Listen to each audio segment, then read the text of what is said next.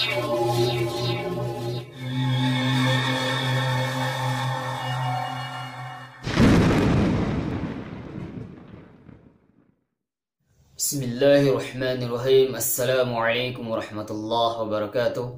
Alhamdulillahi rabbil alamin. Wassalatu wassalamu ala rasulillah. Wala hawla wala quwata illa billah. Kaum muslimin yang sama-sama mengharap ridha Allah subhanahu wa ta'ala, dan semoga kita semua mendapatkan rahmatnya. Pada kesempatan ini saya akan menjelaskan tentang mengenali gangguan jin dari kondisi rumah yang pertama. Kemudian saya akan jelaskan juga mengenali gangguan jin dari latar belakang masa lalu pasien atau masa lalu seseorang. Kemudian mengenali gangguan jin dari latar belakang keluarganya. Baik, langsung saja yang pertama saya akan jelaskan tentang mengenali gangguan jin dari kondisi rumah. Yang pertama, rumah terasa panas sehingga penghuni rumah tidak betah atau lebih suka keluar rumah. Kemudian banyak tikus, kecoa, atau binatang liar lain yang tidak wajar dalam jumlah yang banyak dan cara munculnya juga yang tidak wajar. Kemudian sering mencium bau wangi atau busuk di rumah.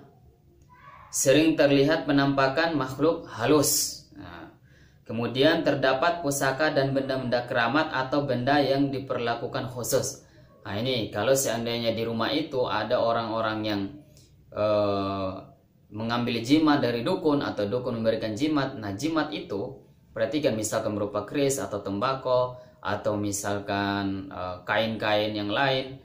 Nah, itu semuanya sebenarnya biasa aja, atau bisa jadi kayak cincin. Cincin itu biasa aja, cincin boleh aja dipakai. Tapi kalau sudah diisi, sudah dibaca-bacakan sesuatu, maka di situ ada jin. Kemudian kita simpan di dalam, maka di dalam rumah kita ada jin. Atau keris biasa aja. Tapi kalau seandainya sudah dibaca-baca, maka ini ada jinnya di dalam, sudah diisi jin. Sehingga kita bawa dalam rumah, maka dalam rumah itu nanti akan ada jin. Kita tinggal jinnya akan tinggal di rumah. Lanjut.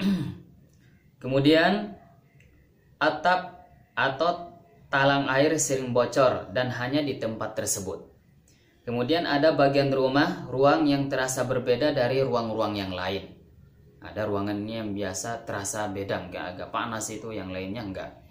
Kemudian sering ketindihan saat tidur di tempat tertentu di rumah. Kemudian kadang makanan lebih cepat busuk dari biasanya atau basi.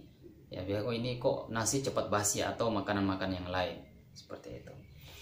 Baik, sekarang kita masuk mengenali gangguan jin dari latar belakang masa lalu seseorang. Yang pertama, pernah mengalami trauma dalam hidup berupa kekecewaan, kesedihan, dendam atau marah. Nah, ini yang seperti ini, ini gampang sekali dia diganggu oleh jin. Kemudian pernah memiliki atau menggunakan pusaka jimat, susuk atau raja, misalnya keris, tombak, akik, rompi kebal, susuk dan lain-lain. Nah ini orang-orang, misalkan orang seperti ini pernah ke dukun atau ke tukang sihir atau orang pintar lah disebut, kemudian minta jimat untuk biar dia terjaga dari gangguan orang atau biar bisa kebal. Nah ini kalau latar belakangnya seperti ini, maka bisa jadi jinnya belum keluar-keluar, seperti itu, masih ada dalam tubuhnya. Kemudian pernah belajar tenaga dalam atau ilmu kesaktian. Nah ini biasanya ilmu-ilmu tenaga dalam atau ilmu kesaktian itu ada diisi.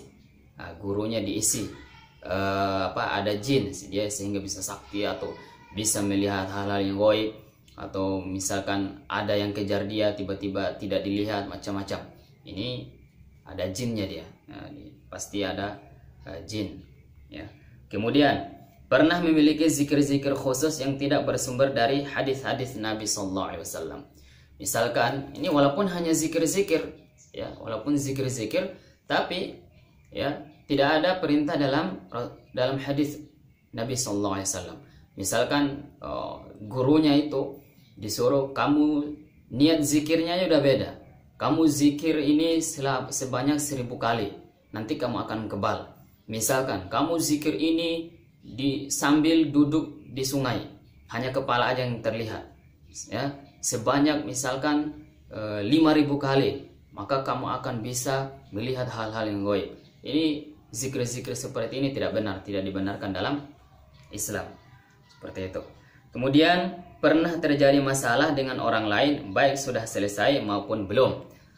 Nah, biasanya ada orang misalkan bermasalah tentang tanah atau tentang yang lain, kemudian bertengkar. Biasanya kalau orang itu nggak senang misalkan atau nggak paham agama, bisa jadi dia pergi ke dukun, kemudian dikirimlah jin atau disantet lah macam-macam. Akhirnya orang ini terganggu oleh jin seperti itu. Kemudian pernah mengikuti isian ilmu kesaktian. Ini dia diisi langsung, entah dikasih minum atau dikasih mandi atau dibikin berupa makanan atau dipegang kepalanya saja atau dadanya. Pokoknya yang jelas diisi ilmu kesaktian. Nah, ini walaupun udah lama atau mungkin dia udah tidak pakai lagi, bisa jadi masih ada jinnya di dalam. Atau apalagi kalau seandainya dia masih menggunakan ilmu-ilmu seperti itu, ya. Kemudian sejak kecil sebelum balik pernah melihat hantu atau jin. Nah, ini sampai besar pun kalau nggak diruqyah bisa jadi masih ada tetap jinnya, ya. Atau ketika masih kecil atau remaja dia telah mengalami tanda-tanda gangguan jin. Jadi dari kecil itu dia sudah ada tanda-tanda gangguan jin. Bahkan seperti ini bisa jadi sampai besar pun, bahkan sudah nikah pun masih bisa jadi masih ada jin. Baik, selanjutnya kita masuk yang ketiga, yaitu mengenali gangguan jin dari latar belakang keluarganya. Nah, bisa jadi penyebabnya karena dari latar belakang keluarganya. Pertama, ya, ada keluarganya, ya, misalkan orang tua kandung atau saudara kandung mengalami tanda-tanda gangguan jin.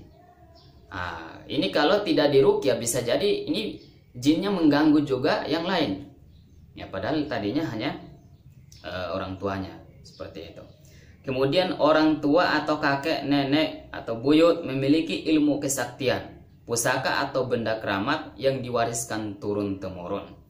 Ini jadi kakek neneknya itu punya ilmu kesaktian, terus diwariskan turun temurun, dikasih lagi ke anaknya, ke anaknya, ke anaknya, ke anaknya. Ini, ya, tentu ilmu-ilmu kesaktian itu kerja sama dengan jin, maka dia pun di dalam tubuhnya tentu masih ada jin, seperti itu. Kemudian kedua orang tua, kakek, nenek atau buyut mengalami gangguan jin. Memang awalnya dia nggak ada jin, nggak diganggu oleh jin, tapi karena kakeknya, neneknya atau orang tuanya memang ada gangguan jin, ini bisa jadi nanti namanya jin nasab, ya. Anaknya awalnya nggak ada jin, tapi orang tuanya ada gangguan jin, sama kakek neneknya ada gangguan jin. Maka ketika misalkan kakek neneknya ini atau orang tuanya meninggal, jinnya nggak mati, nggak meninggal, maka jinnya nanti akan memilih keturunannya di mana yang paling dia sukai, maka disitulah dia akan masuk, dia akan tinggal di dalam tubuhnya itu. Maka ini sangat penting jika ada kita ciri-ciri ini. Jika ada ciri-ciri ini, sebaiknya secepatnya diruqyah. Secepatnya diruqyah, ya, sebaiknya ruqyah sendiri, ruqyah mandiri. Tapi kalau seandainya tidak bisa, maka boleh juga pergi ke ustadz yang bisa ruqyah syariah.